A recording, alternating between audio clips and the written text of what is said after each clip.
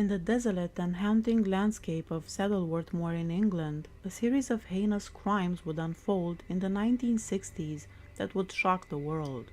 This is the chilling story of the Moors murders.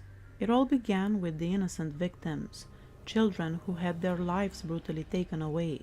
Pauline Reade, John Kilbride, Keith Bennett, Lesley and Downey, and Edward Evans were among the young souls whose lives were cut short.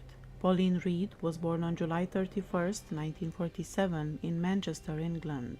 She was the eldest of 4 siblings and grew up in a working-class neighborhood in Gorton, Manchester. John Kilbride was born on May 15, 1951, in Ashton-under-Lyne, England.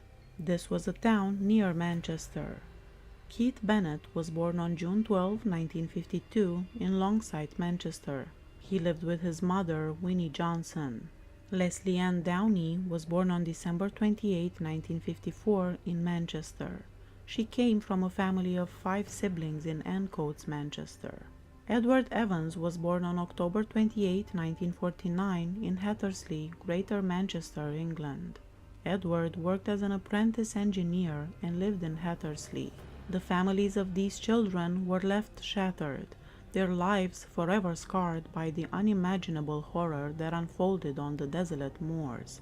At the heart of this nightmare were 2 individuals, BRADY and MYRA HINDLEY. They embarked on a twisted and sadistic spree of abduction, torture, and murder. BRADY was born on January 2, 1938, in Glasgow, Scotland. Brady had a troubled upbringing, marked by juvenile delinquency and fascination with crime. He worked various jobs and had an interest in Nazi ideology and sadistic literature. Brady was the mastermind behind the Moors murders. He initiated and orchestrated the abductions, torture, and murders of the victims. MYRA HINDLEY was born on July 23, 1942, in Manchester, England. She grew up in Gorton, Manchester. She worked as a secretary and typist before meeting Brady. Hindley became an accomplice to Brady's crimes.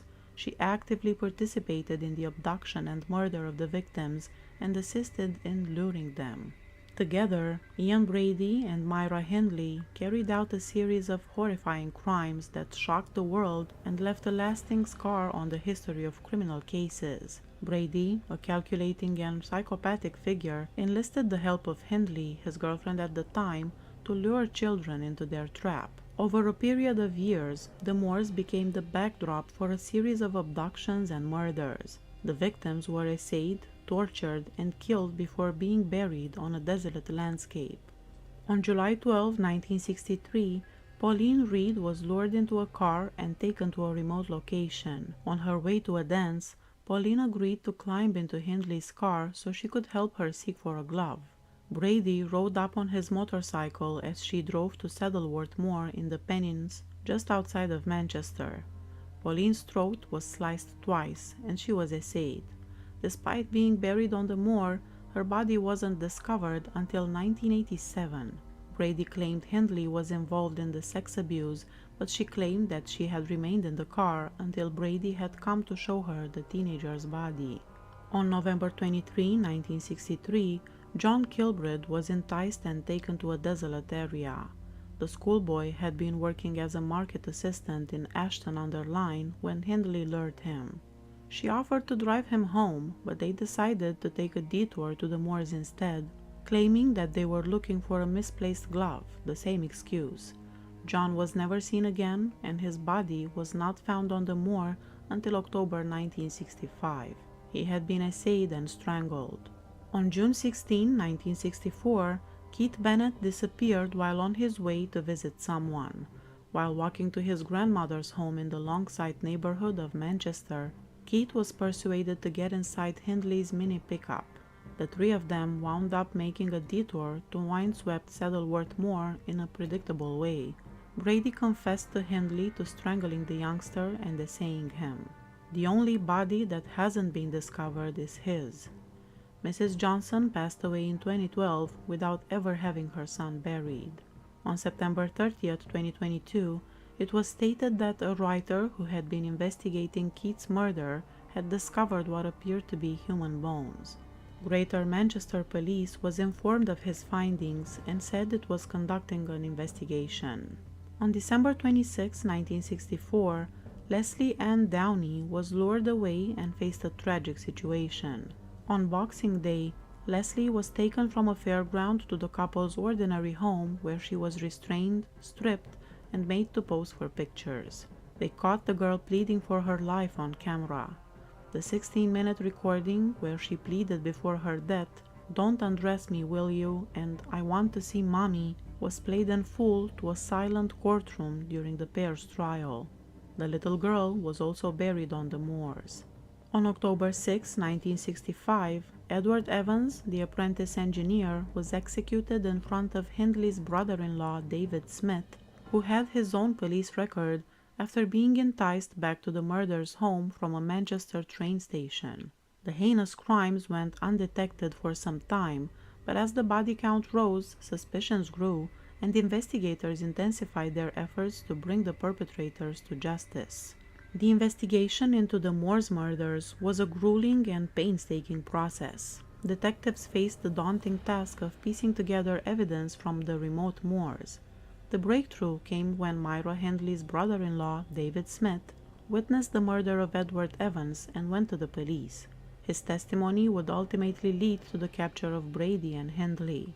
Smith saw the adolescent being struck 14 times in the front room with a hatchet before being strangled. Shocked, Smith dialed 911, and officers arrived to find his body wrapped in plastic and the murder weapon.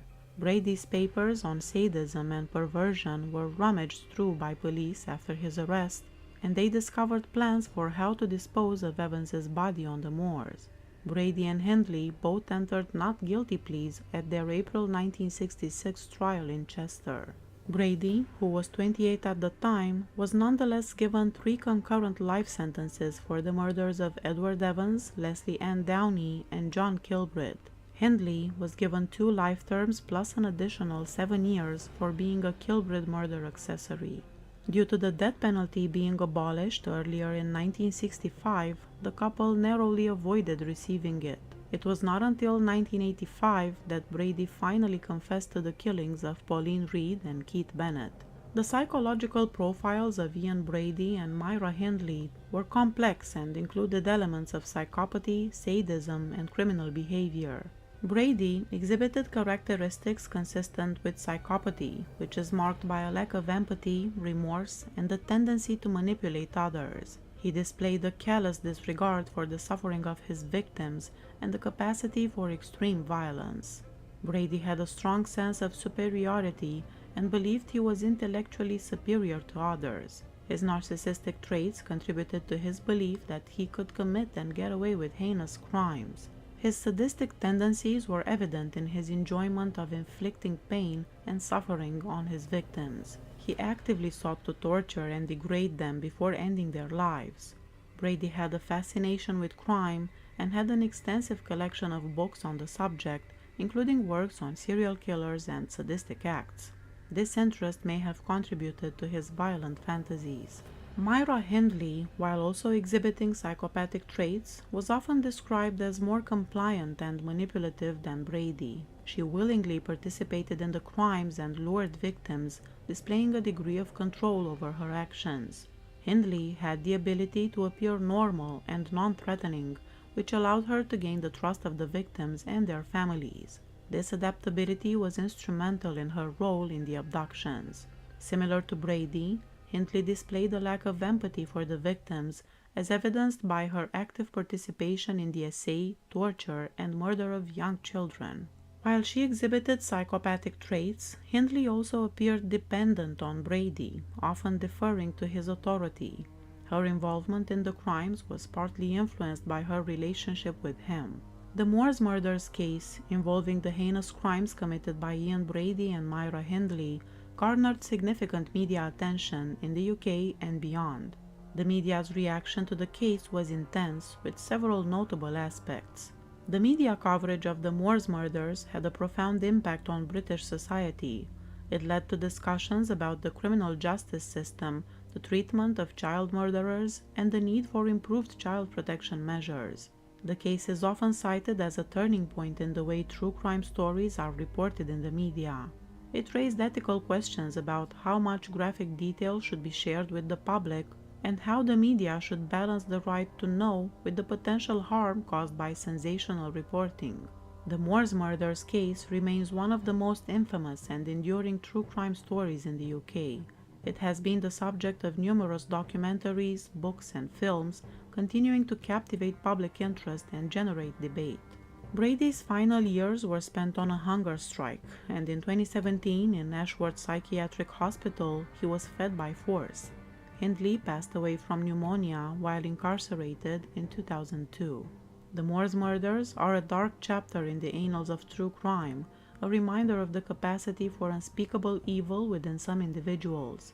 The innocent lives taken on the Moors will never be forgotten.